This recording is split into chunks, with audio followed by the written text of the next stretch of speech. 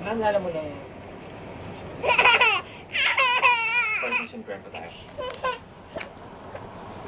Hmm? Ano? Para makapanood ako. Sige, let me ask you. Ano yung favorite excuse natin na? Slight fever. Slight fever.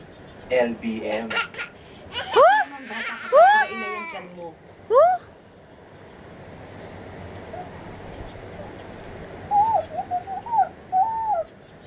Mark.